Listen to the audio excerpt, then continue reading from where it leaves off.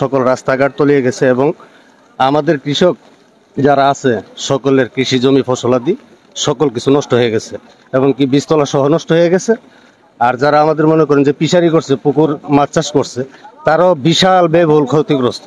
আজকে আমরা বিশাল ক্ষতিগ্রস্তের মধ্যে আছি। হাট বাজারে যাতায়াত করা আমাদের জন্য খুবই কষ্টকর। এক গ্রাম থেকে আরেক গ্রামে যাতায়াত করা আমাদের জন্য খুবই কষ্টকর। সকল রাস্তাঘাট আমাদের পানিবন্দী হয়ে পড়ছে। আমরা জমির পাশাপাশি বীজতলাগুলো তলে চলে গেছে। হ্যাঁ, পানি মানে জমির পাশাপাশি বীজতলা হয়ে গেছে।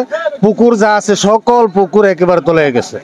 একবার কৃষক যারা আছে একেবারে ব্যয়বহুল ক্ষতির সম্মুখীন হয়ে দাঁড়াইছে এবং রাস্তাঘাট সহ একেবারে সকল কিছু পানি তলে গেছে।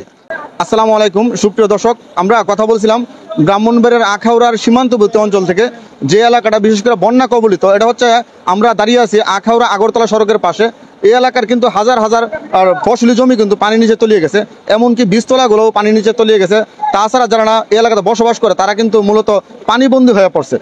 এইখানে যারা না পানিবন্দী লোকজনগুলা কিন্তু উঁচু স্থানে যে স্কুলগুলো আছে মূলত স্কুলগুলোতে তারা আশ্রয় নিচ্ছে এবং যাদের মাছ চাষির আছে বিশেষ করে বিভিন্ন মাছের প্রজেক্ট করছে তারা এই প্রজেক্টগুলো কিন্তু পানির তলে।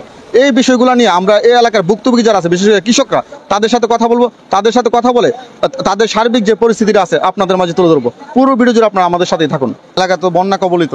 জি জি, আমি আসলে 5খানি জমি আমন ধান রোপণ করছিলাম। আমার দুর্ভাগ্য জমিগুলো সব পানির নিচে চলে গেছে। আজকে 2 দিন ধরে পানির নিচে। আমার কিছু বীজতলা ছিল, বীজতলাগুলো পানির নিচে চলে গেছে। এখন আমরা খুব ক্ষতিগ্রস্তর মুখে চলে গেছি। এই যে দেখতে পাচ্ছেন এখানে প্রচুর পানি অবস্থায় যে রাস্তাঘাট তলিয়ে গেছে, আমাদের বন্দর তলিয়ে গেছে। এখানে বিশেষ করে আবদুল্লাহপুর, কালকিয়াপুর এই যে অঞ্চলটা বর্ডার অধ্যুষিত যে অঞ্চলটা, এটাতে আমাদের প্রচুর ক্ষয়ক্ষতি আমরা সম্মুখীন হয়েছি।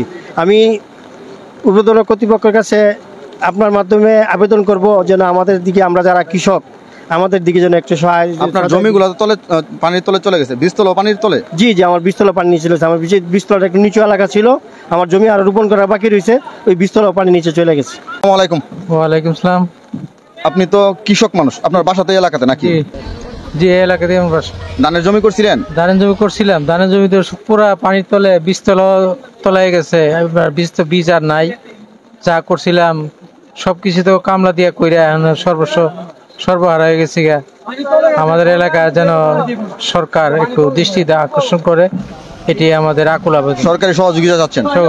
ধানের জমি পানির তলে, বীজতলা পানির তলে? বীজতলা পানির তলে, আর বীজ নাই। বীজ নাই না? আচ্ছা, রাস্তাঘাটের অবস্থা কি অবস্থায় আছে? রাস্তাঘাট অনেক জায়গাতে ভেঙে যেতেছে পানির স্রোতে। ভেঙেছে না? আপনার তো অনেক বয়স, এই পর্যন্ত কি এরকম বন্যা আপনারা দেখছেন? না, এরকম দেখিনি। এরকম বন্যা দেখেন না? আমরা দিক দিয়ে ভাঙছে, ইন্ডিয়াতে ভাঙছে, এদিক দিয়েও ভাঙছে। এই এলাকা এইভাবে কি আগে কখনো বন্যা কবলিত এরকম হয় নাই? আমরা তো বেশি ভালো না, কারণ বন্যায় আমাদের জমি সব তল গেছে। আমার 5খানি জমি লাগাইছিলাম, 5খানি জমি একবারে পানির নিচে গেছে, পচে যাবে মনে হয়। জ্বালা কোথায় পাই, জ্বালারও তো সমস্যা। আবার বাঁচলে হ্যাঁ, জমিগুলো তলে গেছে এবং বীজতলা গুলো তলে গেছে, পানির নিচে না? পানির নিচে গেছে। আচ্ছা আচ্ছা, মানে অতীতে কেমন বন্যা হয় না? আর না, হয়েছিল 2008-এ হয়েছিল একবার, আর এরপরে আর বন্যা আমরা দেখি নাই। আচ্ছা আচ্ছা, 2008-এর পরে আর দেখি নাই, এই 16 বছর ধরে। আর তাইলে আপনি 5খানি ধানের জমি রোপণ করছিলেন, আর এগুলো পানির নিচে চলে গেছে?